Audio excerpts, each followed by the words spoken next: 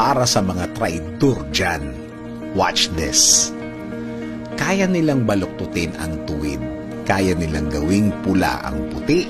Kaya nilang gawin ang short story na maging full-length movie. At kaya nilang gawin ang mga sarili nilang bida. At ikaw ang kontrabida. Tama.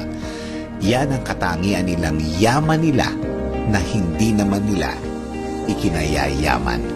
Na hindi naman nakakadagdag sa pera nila sa bangko. Na hindi naman nakakataas ng tingin sa kanila bilang mga tao. Sila ang mga taong kung lumaban ay patalikod, ayaw ng harapan, ayaw ng confrontation, ayaw na magkausap-usap, ayaw ng magkaharap-harap. Kasi malalaman at maliwanag pa sa sikat ng araw na hindi totoo ang mga kinakalat nilang mga kwento. Kung minsan, ang tawag sa kanila, backstabber. Pero, sikat sila sa tawag na traidor. Ayaw lumaban ng parehas. Ayaw makipag-usap ng derechahan. Ayaw magkalat ng totoo. Mag-ingat sa kanila. Mag-ingat sa pakikisama nila. Hindi mo malalaman agad. Hindi mo mahahalata agad. Hanggang makarating na lang sa'yo na iba-iba na ang mga kwento. Kaya, huli na rin. Maraming nagtatanong sa akin kung paano ba i-deal ang mga taong ganito.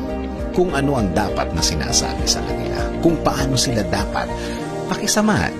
Ang payo ko, kung i-deal mo sila, kung balak mo silang kausapin at harapin, mukhang maraming ganyang eksena ang mangyayari. Kasi, huwag mong isipin na last na yung pag-uusap nyo.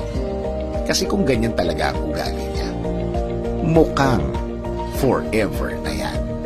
Ang payo ko, kung hindi naman totoo, huwag na lang pansinin. Pag-antay na lang ng susunod na victim nila. Kasi pagsasawaan naman ng kinukwentuhan niya kung ikaw ng ikaw ang topic nila. Tama, mapapagod din yan. Magsasawa din yan. Traidor nga eh. Baka pag hinarap mo, baka madagdagan lang ang kwento tungkol sa'yo na hindi naman totoo. Talent nila yan. Magaling sila dyan. Tulad ng sinabi ko, nandyan lang sila. Kaya, mag-ingat. Ang iba, nagpapanggap lang na kunwari kaibigan mo. Yung iba nagpapanggap lang kunwari concern. Kaya mag-ingat. Bawat samahan, barkadahan, o kaya mga kaibigan, meron yan. Ano ang dapat gawin sa kanila?